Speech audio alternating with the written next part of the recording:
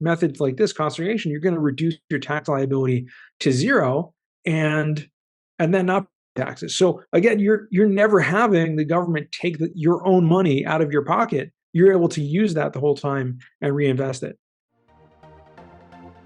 Welcome to the Xplor Show, where we dive into the worlds of entrepreneurship, real estate, and motivation. Each week, we bring you inspiring conversations with people who are exploring new frontiers and shaping the business world. Thank you for tuning in. Now let's get to the show. Hey, welcome back to the Xplor Show with Scott and Ryan. Scott, how's it going? Hey, Ryan, doing pretty good. How are you today? Doing great, doing great.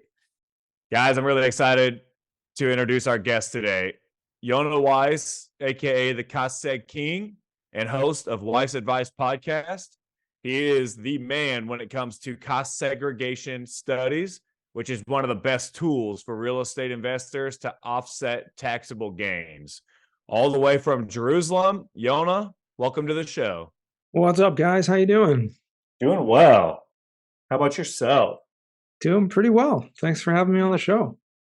Yes, we're looking forward to it. So, Yonah, tell us a little bit about yourself. So, I mentioned cost segregation. Tell us about yourself, kind of what cost segregation is, what you do in your day-to-day, and we'll go from there. Absolutely. A little bit about me. I'm a real estate investor, the cost segregation expert, as some people will call me, Cost Seg King. I work for the biggest national company, Madison Specs. We work in all 50 states, and I'm just grateful to be part of an amazing organization. And I was a teacher for about 15 years before I got into real estate. But the past 7-8 years or so, it's just been really a blessing growing, the network and the net worth and everything in between. So it's been a blessing. Going from being a teacher to getting into real estate investing, what kind of brought you down that path?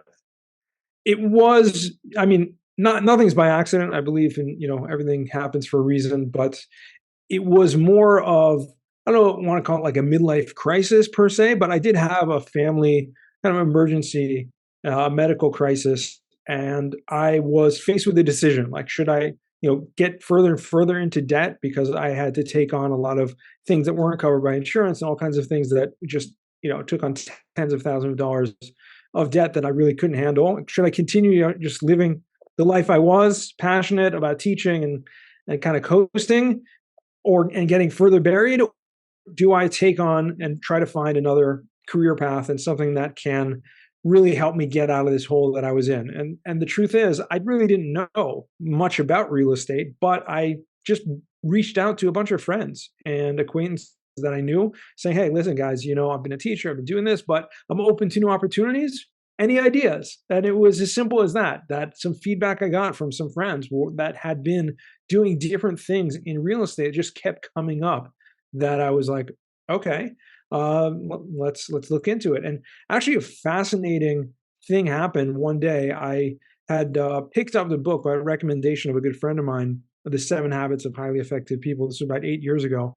It was the first time I read the book, and I was just like, blown away that so many things he said in that book resonated with me, that I was like, oh, I already know this. Like, this is so, apparent, but he puts it in a way that makes it practical and very organized. And one of the things he brought out in that book was synergy, this concept of synergy. And I had never really heard the concept. I mean, I knew what it was like, but that word was just like, wow, this is cool. Literally the next day, I saw a sign for a synergy real estate company. And I literally just called up the number. And I was like, hey, it's a residential brokerage. I was like, hey, you guys looking for any brokers? And the guy's like, yeah, actually, we are hiring. Why don't you come down and meet me? I went down to the guy's office the next day. We had a great conversation, hit it off. This young guy, he was like 10 years younger than me and was really been very successful. And literally on a whim, because I had read that book and was like, okay, synergy. Okay, I'm open to opportunities. Like, I'll just call this guy. And we ended up becoming, I worked for him. I got my broker's license with him and then ended up becoming a partner with him on a few deals. And it was just amazing that, sometimes you just need to take a whim and make a phone call and just see where it takes you. Yeah, it's one of those, that concept of what you think about expands, right? and seeing the word synergy, and then all of a sudden seeing it on the highway or wherever else. It's like when you buy a new car, you see that same car everywhere you go, and you had Yep. never seen it in the past but once or twice. It's crazy how that really does work. What so tell us a little bit more. So, guys, again, Yonah is a expert when it comes to cost segregation studies, and in my opinion, it is, and probably his, I guess, as well. It's one of the best tools for real estate investors to use to offset taxable gains.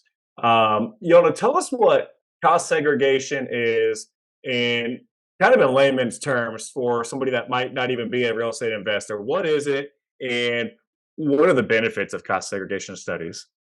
Sure. So cost segregation is a really weird name that the IRS gave to this cool tax deduction. Essentially, it's an income tax deduction and cash flow mechanism that allows people to take bigger tax deductions in the earlier years of owning an asset or a property. So to back it up a little bit, it's a form of depreciation. Okay. And depreciation is a tax deduction. Now, don't be confused by the name because everyone hears depreciation and they think, okay, I know what appreciation means. My property is going up in value. So depreciation must mean my property is going down in value. Why would I want to have anything to do with that? Like, I don't get it. For taxes, no, that seems weird. But really, it's just a borrowed term. So this is really important to remember. Depreciation is a borrowed term. It doesn't mean that your property is going down in value. It's a tax deduction, the name of a tax deduction, saying that when you buy a property, you're able to write off the entire value of that property over a 27.5 year period. If it's residential, if it's commercial, it's 39-year period. It's kind of arbitrary numbers that they gave, but essentially you're able to take a tax write-off and write it off as if it was going down, losing value every year, so you can write off the value that you lost, when in fact it's actually probably going up in value. So again, it's a tax term, it's a tax deduction. Now, cost segregation is just an advanced form of that depreciation, saying you can break out the individual components of your property and depreciate them separately on their different basis, on their different schedules, allowing you to take certain components as a depreciation deduction over a 5-year period or 7 or 15-year period instead of that longer 27.5 or 39-year period. So it used to be called component depreciation, which makes a lot more sense. It does make It's a lot like, more sense. I'm like, I'm going to depreciate, the chairs and, the shelves differently than I'm going to depreciate the walls and the roof. And so that's what a cost segregation study does. It's an engineering study of your property that breaks down every individual component and gives a tax life and a value to all those individual components. And then you can take those tax deductions of those faster depreciating assets over that short period of time. So in a nutshell, that's what it is. And to give a little bit more context here, so, and you kind of mentioned it, different items in the property have different lifespans, essentially. Can you go into a little bit of detail? So when it comes to structural roof, that's the 27.5 on a residential property. Is that correct? And then you're talking Correct. like landscaping and whatnot. It's 10 to 15-year lifespan is what the IRS says. Correct. So anything that's landscaping is going to be on a 15-year schedule. That's going to include land improvements, also concrete, pavement. You have a parking lot, you have a driveway, you have anything like that. You have fencing or a swimming pool, playground equipment on like a multifamily property. You might have like a dog run or, all those things that are outside the property. All of that's going to depreciate the value of those components on a 15-year schedule. So it speeds up how fast you're able to take those write-offs. Is Exactly. essentially what it's doing. And when it comes to what is the fastest depreciating asset in a residential property? So the main category that we're going to look at of accelerating that depreciation is something called 5-year property. And so that will include personal property. It's sometimes called tangible property, but it can include anything that's non-structural, like flooring, carpeting or LVP, vinyl flooring, window treatments, furniture, equipment, lighting. You have things like fixtures or even cabinets, countertops, things that are anything non-structural. So there's all that stuff fits into a 5-year category. So that's the fastest schedule that the IRS allows for those components. However, there is something called bonus depreciation, which actually Yes. allows you to take those deductions in the first year, in 1 year, in a lump sum. And that is where we're going to get next. Before we get there, what is the difference between cost segregation, doing a cost segregation study and taking the bonus depreciation versus doing traditional line depreciation? Essentially, it's just moving those deductions to faster schedules. So if you just took a straight line 27.5 year scheduled deduction, you'd have an equal amount of deduction every single year. So on $1 million property, let's say, you have to subtract a certain amount for land that doesn't depreciate, but the remaining amount, you're just going to divide that by 27.5. So you're going to get approximately about a $30,000 deduction every single year per $1 million on a residential property. On commercial that goes on a 39 year, it's going to be less than that, probably about closer to $20,000 deduction every year. And using cost segregation accelerates some of those deductions. So we're not creating new deductions. What we're doing is just uh, front loading, if you will, some of those deductions. So you have this pool of potential deductions. Say, okay, I can either think about it like this: like if you win the lottery, and they say, okay, you can either take this over 30 years, right, a little bit every year, or you can have the lump sum, this year. Well, it's different. It's not the perfect analogy because in that example, like they say, oh, if you take the lump sum, you only get half of it up front. But here, if you take the lump sum, you're getting, 25% or so, 20, 30% in the first year, the first few years. The remaining amount is still going to be on that longer 27-year schedule. And the importance and the reasoning that is key is because it allows you, and you kind of hit on it, but the cash flow aspect, right? The time value of money. It allows you, when you're using the bonus depreciation, you're taking this and using it over the first couple of years, you essentially get that money back. Not really, I guess. You're just saving from what you're paying federal taxes, and you can go reinvest that money into other appreciating or depreciating assets, depending on how you want to say it. Is that right? That's absolutely right. And I think you hit the nail on the head, the time value of money and the ability to use your own money, essentially. It's a little bit of a paradigm shift. If you're a W-2 employee, if you're used to getting your taxes taken out of your paycheck, you never see that money. And so it's like you never had it in the first place. And maybe you'll get a refund at the end of the year. But when it comes to real estate investing, yeah, sure. If depending on your tax structure, you may have quarterly payments or whatever like that. But essentially, you are able to keep your use it to reinvest, and then at the end of the year, make that calculation: how much do I pay? And oftentimes, if you're using methods like this, cost segregation, you're going to reduce your tax liability to zero, and then not taxes. So again, you're never having the government take your own money out of your pocket. You're able to use that the whole time and reinvest it. Yonah, Yep, you're right. What investors can take advantages? I mean, big investors, can a guy with like one or two rental properties, is this beneficial? I think, Ryan, the way to ask that question is, what asset classes, are able to leverage this? Yeah, and I think what Ryan's getting at also is like, what size does the property make sense right. to do a cost seg?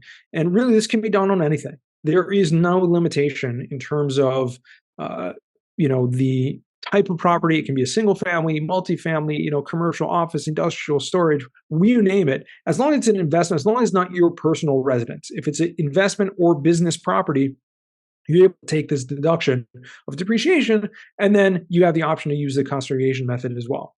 However, in terms of the size, the purchase price, because when we're dealing with cost segregation, we're taking a percentage of the purchase price that you can accelerate the depreciation. And typically, if it's on average about 20% of the purchase price that you can accelerate that, well, the lower the purchase price, the lower the potential savings are and the potential tax benefits are. And there is a fee associated with getting something like this done, right? It's going to cost a minimum of a few $1,000s. And so therefore, where does that make sense? Like how much? If it's $1 million property, I'm going to spend like $3,000 and I'm going to get, save like $50,000 in taxes. Okay, so that makes sense. But what about if it's a $200,000 property, right? And I'm only going to be saving, $10,000 in taxes. Does it make sense? So that's really a question I think a lot of people struggle with, and see for different people, it makes different sense. I mean, I have someone last week that told me literally, if I'm going to pay $3,000 to save $20,000, like that's a no brainer. I'm going to do that. For other people to say, no, it's just really not worth it. Like it's not worth the squeeze. So you're going to have different people who are going to respond to that differently. So is there like a sweet spot, maybe price wise, that you're like, hey, if you're at this point, you should definitely look harder into it because you're missing out on the benefits? I usually say, anything over a $500,000 purchase price is worthwhile to get it done. If it's over a $200,000 purchase, it's worthwhile to look into. I mean, we offer free upfront analysis, so you can see what the potential savings are even before you do anything. And so anytime someone has that, but more importantly, and I'm sure you're going to bring this up, but there's something called a real estate professional status, which changes how you can actually and who can use the cost segregation benefits. So it's not equal, right? Like to paraphrase, George Orwell, Animal Farm. I don't know if you guys read that in high school, but one of my favorite books in high school. And he said over there, all animals are created equal, but some are more equal than others, right? So that's the whole concept, right, of communism that he based that book on. But in taxes, unfortunately, it's the same thing. Like not all taxpayers are created equal, but some are equal than others, right? The real professional is able to use the deductions against their active income, where someone who is not. And so it's more about who the person is than about what the price of the property is. Can you explain that a little deeper, though? And first off, you give Ryan too much credit. He's never read a full book in his life, so that's why that joke kind of went by there. But could you explain the real estate professional piece and why that's more of a benefit to them versus just your ordinary investor? So real estate is taxed differently than other types of income. And so your W-2 or your 1099, whatever your Schedule C income, that's going to be taxed in one category. Your rental properties, your real estate income, is going to be taxed on Schedule E in a different category. Passive. Mm-hmm. Correct. They call it passive. I don't know why they call it passive. It's not really passive, but they call it passive income, right? Yeah. Depreciation is a deduction that goes solely to offset your Schedule E, your passive rental income. However, if you are a real estate professional, and there's specific rules about what defines, I'm happy to give you what those rules are, but the IRS says if you meet the certain criteria of being a real estate professional, you don't have that limitation, and you can use the depreciation to offset your W-2 income or your other source of income or your spouse's income, whatever you have, which makes it so much more beneficial for someone who is in that category than someone who is just, has a rental property and, works a full-time and has a few rental properties. They're not going to benefit from the cost seg as much because the deductions are only going to offset their rental income. Yeah. So my advice, guys, go find a high-earning W-2 worker and marry her or him, and then you can become a real estate professional. There you go. Or vice versa. Yep. Exactly right. That's why my fiance is a very high-earning W-2 worker. There we go. I was a smart guy. That's why. Don't tell her that. That was she doesn't like that joke. That's the only reason. She does not fall for that joke. Anyway, okay. So back to it here. When it comes to, I was talking to a few good friends of mine last week about cost segregation studies. And one of the questions that I got from a very sophisticated investor has quite a few properties. He said, well, how does one get ahead using cost segregation? How does one get ahead?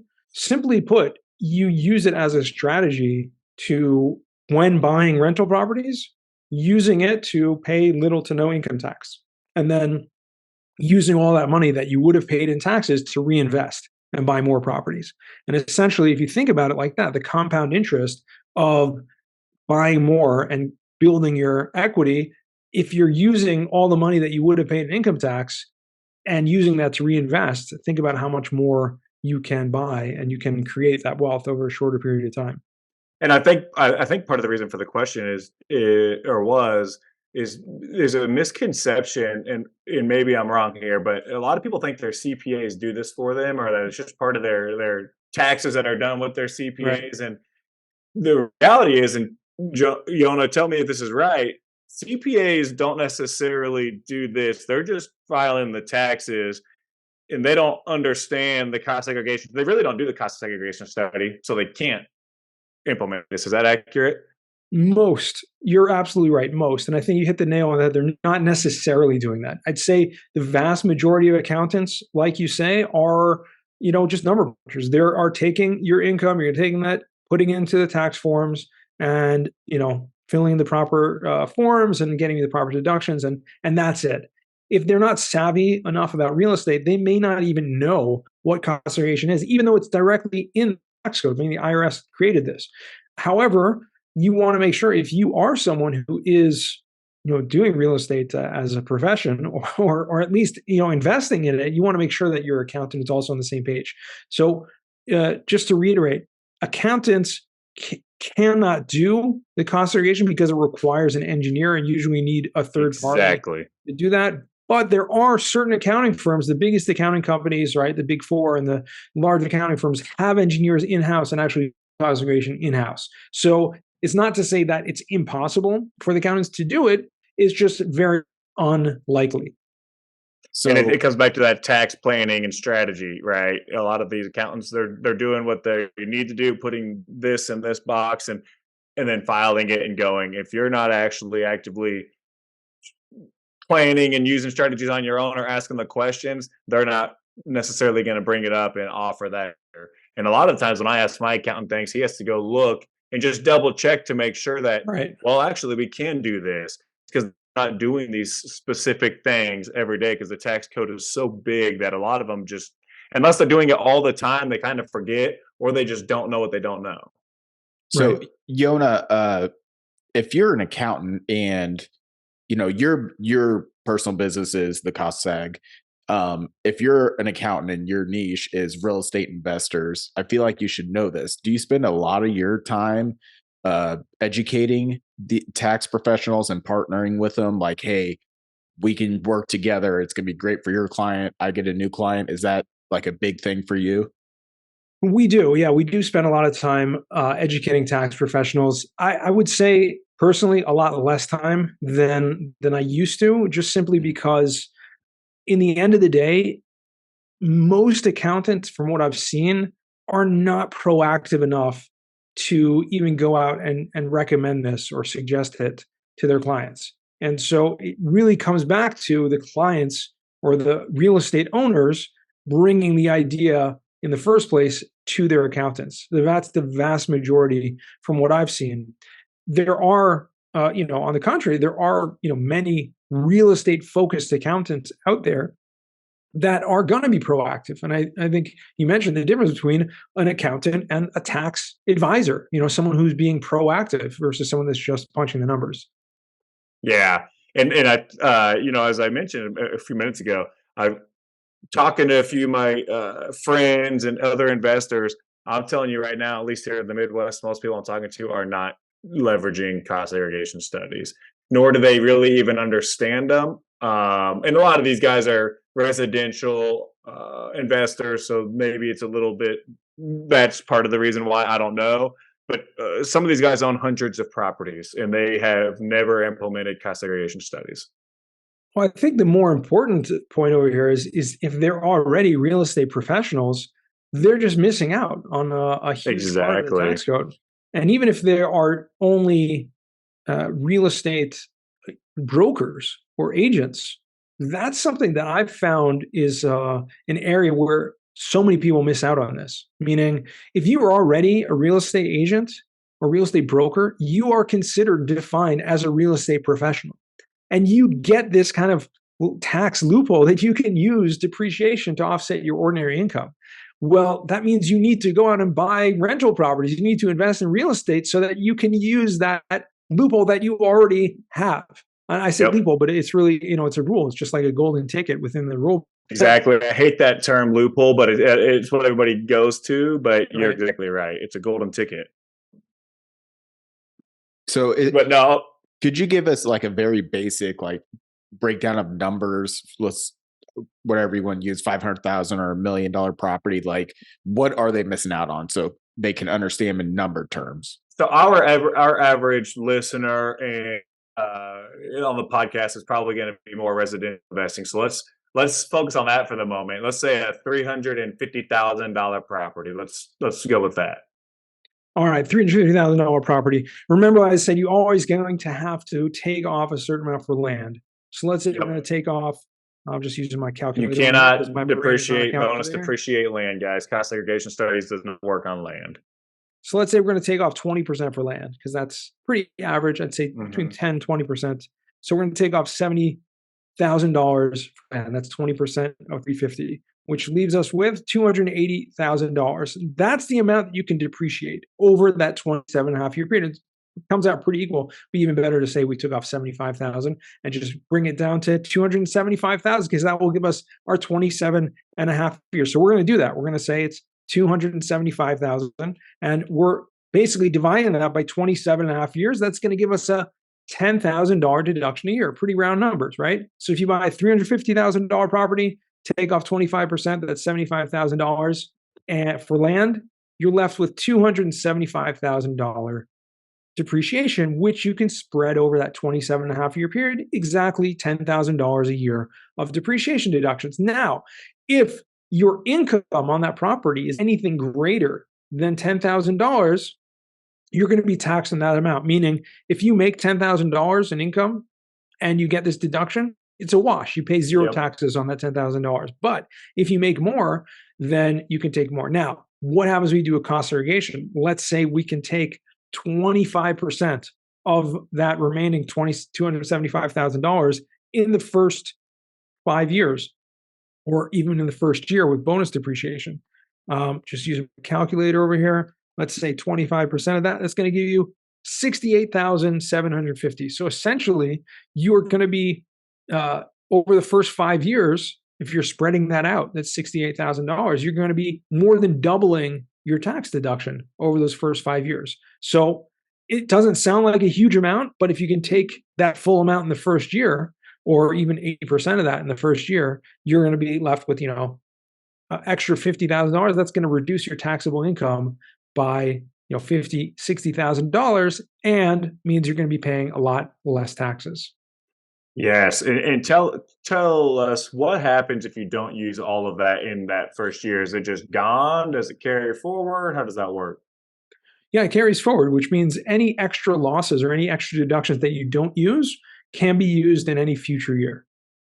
Huge. I mean, it's just, if you are not implementing this, I highly recommend talking to Yonah, to your tax people, to somebody, to ask them about cost segregation, because and Yonah, I'll let you hit on this, but here in 2023, the rules are changing to where it's no longer 100%, it's 80%. But if you bought property in the previous years, you still can get the 100%, correct, on this year's taxes? Yeah. And if you bought a property between 2018 and 2022, you can still do the cost segregation at any point, even next year. And you can still claim 100% bonus depreciation because it goes after when you bought the property, not when you're actually filing the taxes. So as long as you didn't opt out of that, which is really important, make sure your accountant didn't do something stupid by specifically opting out of bonus depreciation, meaning you have to be proactive to actively opt out of something, right? So just make sure they didn't do that, and you'll be good to go. So let's break this down. I'm going to sell a few of my properties this year, and I'm going to have some capital gains taxes on them. But if I go back and I say, okay, let's go ahead and implement cost segregation studies on these properties that I haven't done yet over the last couple of years that we've acquired, to then offset the capital gains, does that work? That does. And it's a really important point. We talked about it, cost segregation or depreciation offsetting income, and it's limited if you're a real estate professional. It's not limited. Passive gains, meaning capital gains from the sale of rental property, not capital gains from the sale of stocks or crypto or anything like that. Unfortunately, it's not treated the same way. But capital gains from the sale of rental property can be also offset by your depreciation. I feel like that right there is, there's so many people that don't want to sell because, Scott, you've said before, I don't want to pay capital gains on this, or at least all of it. And I mean, here's a key to the door to not pay all of it. it's another trick around. I mean, another strategy to use, right? You can always do a 1031. I'm not a huge 1031 guy personally, in my eyes, and I could be completely wrong. At some point in time, taxes are going to have to go up. If you just keep rolling these 1031s, you keep selling and rolling up, rolling up, rolling up. At some point, taxes are going to be a lot higher. They're going to have to be. What happens if you're stuck in a property that you got a basis of $1 million point because you've done all these 1031s there? So for me, I'd rather take the hit today at the lowest we've really ever seen taxes and just pay it now. But the way around that is by leveraging this cost segregation. Right.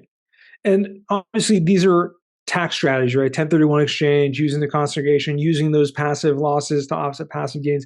These are all tax, tools, strategies you can use. You want to make sure that it's going to be the right fit for you. No one is saying that this is the only thing you can do and this is what everyone should do, because everyone's situation is different. And for someone, it may make sense to continue, 1031 and continue doing that.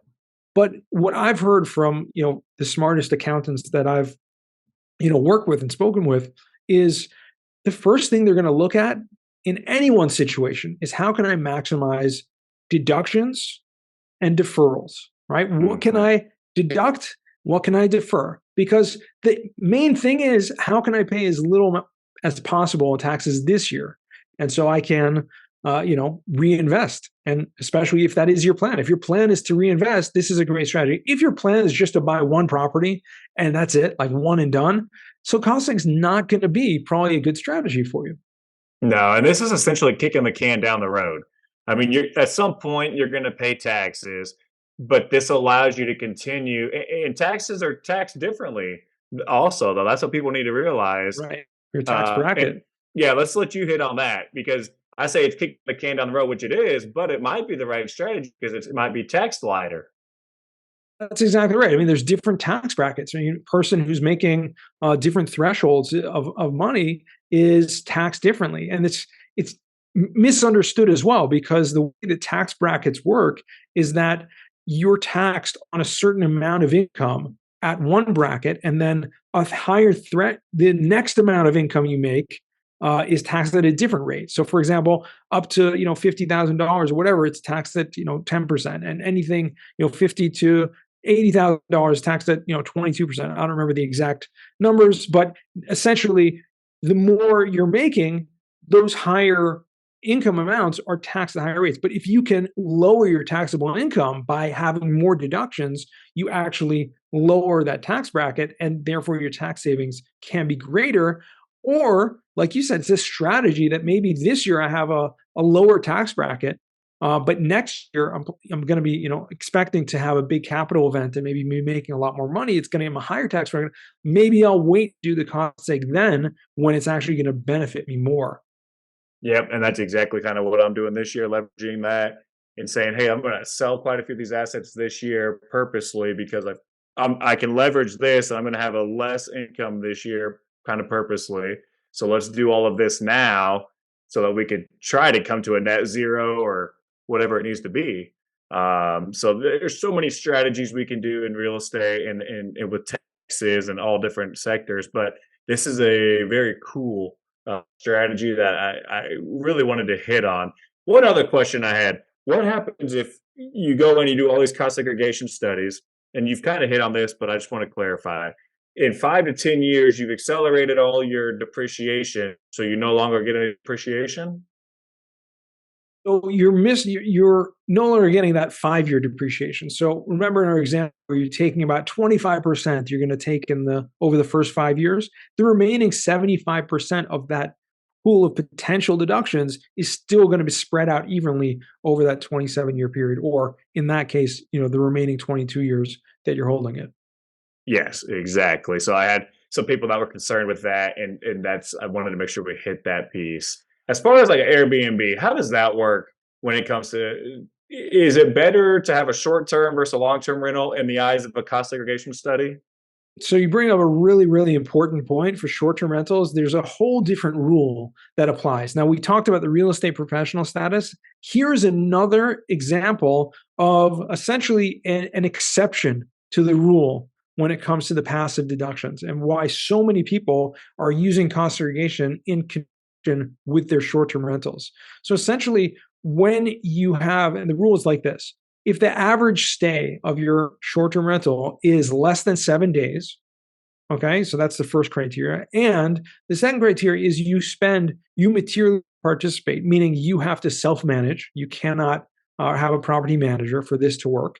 And you spend a minimum of 100 hours a year, plus more time than anyone else. So again, you're self-managing. You're doing more than any other individual. Even if you're a cleaning person, it's likely that you're still spending more time in that year, especially in the first year of ownership. Now, your depreciation is no longer limited to just your passive income. You can use it against your active income without being a real estate professional. So again, this is another essential. They call it, again, the wrong terminology. It's not a loophole. It's talked about, and you can Google this, the short-term rental loophole, but it's not a loophole. It's a strategy. It's a rule within the book that people don't really know about. And potentially, and I actually had someone on my podcast, the real estate CPA, who those guys are really smart. And I challenged them on this because they had a whole like YouTube video about the short-term rental loophole. And they're CPAs. And I'm like, I like called them out. I was like, hey, why are you calling it a loophole? It's not a loophole. It's in the tax code. And he's like, I'm glad you brought that up. The reason we call it a loophole is essentially because it's a rule in the tax code, but it was written for something different than from what it's really being used at now with the short-term rental. And so it wasn't necessarily intended, meaning when the rule was written like 30 years ago, there was no such thing as short-term, like Airbnb didn't Airbnb. Right. So what they had in mind was someone who had a transient rental, and it was like, or a hotel property that was on a short-term lease, and they have that benefit. So now it's being used and seemingly like in a loop type way, but nevertheless, this is an incredible strategy for someone who wants to try to take advantage of cost segregation, is not a full-time real estate professional. You can buy a rental, you can self-manage it, you can use this strategy and watch the taxes go bye-bye.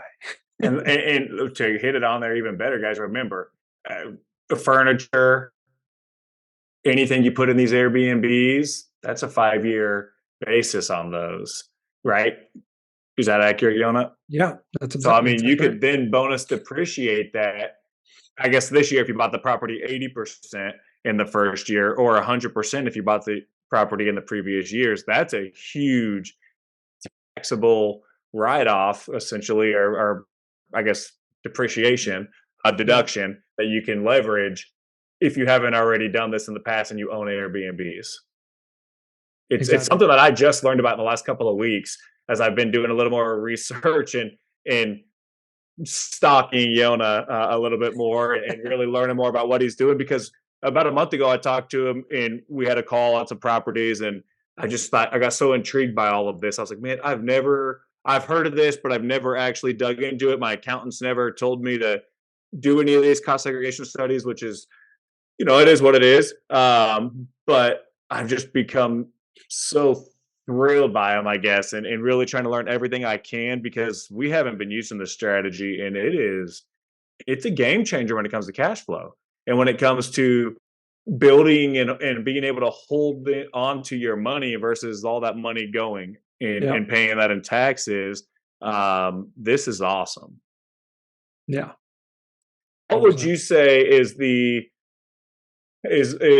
hard, or I guess the average cost of a cost segregation study that you guys do on a resident property? So it does change, and I'm not going to hold anything to this recording. At the time of this recording, I would say like our average cost for single families is around $3,000. For multifamily, it's around $5,000, and for commercial properties, it can be average probably about $6,000 or $7,000 for larger commercial properties. Again, don't hold me to this. Don't say, hey, listen to this podcast, Scott, in like 2026, like come back to me and like be like, okay, the economy's tanked and we're charging twice as much because inflation and stuff. But yeah. No, that's perfect. That's kind of and what's the process or the steps? If Ryan wanted to get a cost segregation study, he's got a property or two rental. If he wanted to get that done, what are the steps? What does that process look like? Pretty simple, straightforward. Like I said, the first thing we always do is we like to run a free upfront feasibility study. So we're going to take some basic information about any property. If it was something you bought in a previous year, we're going to need to see the latest depreciation schedule from your tax return. And then we can show you what you could potentially deduct if using a cost segregation versus using the ordinary straight line depreciation method. Then, second step, if you decide this is something makes sense and something you want to move forward with, we'll collect a few documents, including your closing statement, appraisal, site survey if you have them done, and we'll have one of our engineers do a site visit of the property. Now, most of those site visits we've transitioned to doing remotely, so we're not sending engineers to most residential properties these days. However, it can be done. We have 16 full-time engineers in different locations. However, we reserve them usually for just commercial properties where it's much more, bigger scope of work. They need to go in for a long period of time. A residential property can go, pretty much a 10, 15-minute Zoom or FaceTime video they can capture pretty much and ask the questions they need to capture that information. They take that data and all that details from the pictures and videos they create and create about a 100-page report. And in that breaks down, like we said at the beginning, all the components in all their individual categories, assigns a tax life and a value to all those components. There's various calculations that are involved, some calculus and stuff about the premium and discount rate and different things like that, the actual useful life versus the real, remaining life. And that creates your new depreciation schedule, essentially one page that you can go and copy and paste into your tax return to show what your deductions are going to be. And just to toot Yonah's horn a little bit, when I reached out to him, I think within a couple of days, we had a meeting. We had the rough estimate on what the depreciation could look like and what that bonus depreciation would be. And very responsive, very easy to work with, answers all questions, professional manner. I mean, he's been great to work with to this point. So, thank you guys and your team for that. That's big for us. In regard to, say that I did a cost segregation study this year on a property. Well, actually, first question: can I still, if I got an extension on my taxes for last year, am I still able to do a cost segregation study for last year's taxes? Yes or no? So right now we're in the beginning of 2023, right? And you still are on extension for 2022 taxes. Yes, you still can do a cost segregation study for 2022. What would that, I guess you just have to have that done before you file it, September, October, the deadline. You would have the study completed. Okay, cool. Right. That's good. And then it actually, that money is a write-off to the business, right? That $3,000 would actually be a business expense. So exactly. Yeah, perfect. There we go. And then say that I did a cost segregation study this year, kept the property for 10 years, and 5-7 years down the road, I completely gutted, remodeled the interior, did a bunch of stuff. Could I do another cost segregation study at that time? You can. So you're really only going to need to do a cost segregation one time. It's a one-time thing that's done per property. You have it, you set up your depreciation schedule. And the only time it's going to change, your depreciation is ever going to change, is when you are doing, like you said, some major renovations. You're going to be adding more things. At that point, you can now depreciate the new money that you put into the property. And so you can not only replace or write off the amount of things that you replaced, right? If you took gutted stuff and you took out stuff, once you did the cost segregation study, you have all the records of what the values of those things are. You can actually write those off. It's called a partial asset disposition, and you can literally take them off your tax books, which is a write-off. And then when you put in new assets, or you put in new furniture or new sinks or whatever it is, all that you can now depreciate brand new, starting a new schedule for those individual components. Beautiful, man. If you're not doing it, I highly recommend doing some more research on this. This is a great strategy, guys. Yonah, greatly appreciate. Is there anything else you would like to hit today in regard to cost segregation? What people should be looking out for? What are your thoughts? Probably the most important thing we didn't really touch on regarding cost segregation is this thing called recapture tax, which people don't necessarily think about too much when they're starting out and they're really investing, and okay, when I sell, I'll worry about it then. And we did touch on a little bit with the the deferred Kicking gains. the can down the road. Yeah, kicking the can down the road. But it's important to know that whenever you sell a property, you're going to be hit not only with the capital gains tax for any amount that you made money on the sale, you also hit with what's called depreciation recapture tax. And that's an tax on the amount of depreciation that you took. So it does not mean that you pay back the depreciation. Okay, it does not mean that. You're not paying back anything. What you're doing is you're going to have a tax liability of the amount of depreciation you took. So by taking more depreciation up front and doing a cost segregation study, you're actually creating a bigger tax liability, a bigger unrealized gain on the sale, which is important to realize, right? It's not all coming free. But another caveat to that is, like we talked about earlier with the capital gains, so too, if you do a 1031 exchange, you can further defer that recapture tax. If you don't do a 1031 exchange, you can also use the losses from depreciation to offset that recapture tax. So it's not all black and white that when I sell, I have to pay back, which a lot of people kind of say black and white. When you sell, you have to pay it all back with the recapture. It's wrong. It's a misnomer. Say that. You are going to be subject to a tax, which hopefully you can further defer, or you can deduct, or you can have other strategies to get around that. Yeah, it's all about the strategy and what your long-term plan is, I think. And what would you say is how long should someone hold an asset, or how long should they be considering holding this asset to where a cost segregation study would be beneficial and come into play for them? In a vacuum, I would say if you're holding a property for more than 2 years, it's usually the best time when it makes sense. But if you are buying more than one property and continuing to invest over the years, then it really matters less, because again, you're going to be using this as a piece to the puzzle where you're going to invest and reinvest, and the depreciation from one property can offset the income from a second property or the gains from a second property. So again, it's never going to be like in a vacuum if you are a real estate investor. Yeah, people wonder why the market's been so hot. I start to see some of these new strategies I'm learning about, and I'm like, wow, some of these guys have been leveraging all these different strategies for years, and it makes sense why they continue to buy more and more and more. When you can bonus depreciate 100% year one on a multi-million-dollar property, that's a huge tax, deferral, I guess, write off, whatever you want to call it. No, that's awesome. In regard to a small multifamily, then this could be really beneficial. So say I went and bought like a fourplex. You could really, cost segregation really comes into play and can be a big deal on a smaller fourplex unit. Is that right? Yeah, absolutely. Man. Ryan, I think you need to go buy some rental properties. Yeah, no kidding. Well, Yonah, again, we really appreciate you coming on today.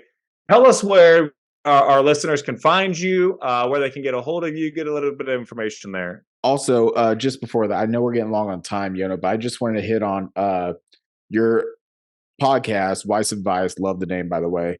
You're over 340 episodes. You dominate on LinkedIn. I know you're real big on it. You got a lot of followers on there as well. I was just, with us, doing podcasts and stuff as well, and a lot of people out there, just what advice do you have for people? Like, I know it's not overnight. You've been doing it for a long, 340 episodes is a lot. I guess what advice do you have for people that are trying to do what you did or are doing? For podcasting specifically, I would say the best advice. Yeah. I mean, the best advice, and again, Weiss Advice. It's coming from me, so it's automatically Weiss Advice.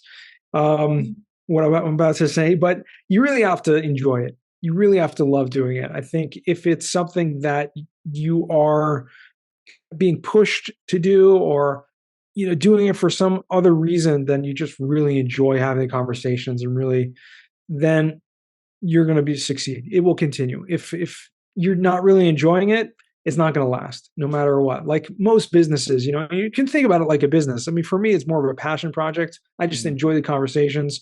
I have a team that does all the editing and putting stuff out, so it's easy for me. It's just hitting the record button, scheduling stuff, but I think that's probably the biggest thing for me.